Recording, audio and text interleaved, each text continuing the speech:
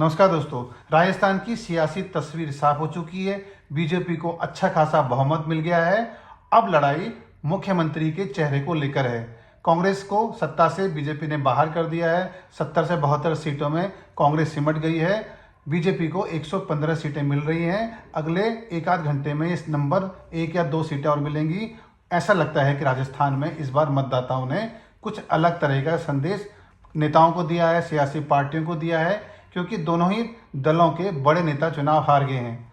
BJP के नेता प्रतिपक्ष राजेंद्र राठौर हार गए हैं। उपनेता प्रतिपक्ष और पूर्व प्रदेश अध्यक्ष पूनिया चुनाव हार गए हैं।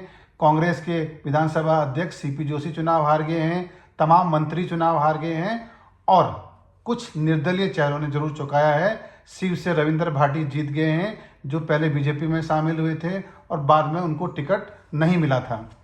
राजस्थान की सियासी तस्वीर ये बताती है कि यहाँ राज बदला है, रिवाज नहीं बदला है। 30 सालों से जिस तरीके से यहाँ एक बार बीजेपी और एक बार कांग्रेस का राज रहा है, वही स्थिति इस बार बीजेपी के पक्ष में गई है। इस बार बीजेपी की बारी थी और यह राज जनता ने बीजेपी को सौंप दिया है। कुछ बड़ी चुनौतियां भी हैं और सबसे बड़ी चुनौती तो मुख्यमंत्री चेहरे को लेकर है, क्योंकि बीजेपी के जो संभावित दावेदार थे वो चुनाव हार गए हैं। राजेंद्र राठौर चुनाव हार गए हैं, पूनिया चुनाव हार गए हैं। कुछ और बड़े नेता जो दौड़ में चल रहे थे वो चुनाव हार गए हैं, लेकिन कुछ नए चेहरे भी हैं।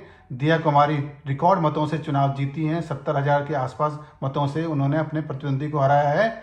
और राजस्थान में बीजेपी ने जिन 4 धर्मगुरुओं को टिकट दिया था वो सभी जीत गए हैं। इसलिए कह सकते हैं कि ध्रुवीकरण भी एक अलग तरीके से सीट वाइज सीट हुआ है और कुछ सीटों से बाहर निकलकर उसने बीजेपी की जीत में एक महत्वपूर्ण भूमिका निभाई है।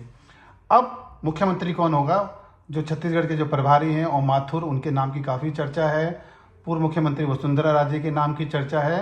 हालांकि बीजेपी में मुख्यमंत्री के चेहरे को लेकर कुछ भी दावे के साथ नहीं कहा जा सकता, क्योंकि बहुत कुछ अचानक होता है बीजेपी के भीतर और कुछ अचानक और कुछ बड़े चेहरे अचानक से मुख्यमंत्री की दौड़ में शामिल हो जाते हैं या मुख्यमंत्री बन जाते हैं। इंतजार करते हैं कि बीजेपी किसको मुख्यमंत्री बनाती है, लेकिन अगले 2 दिन राजस्थान के लिए काफ़ी महत्वपूर्ण हैं।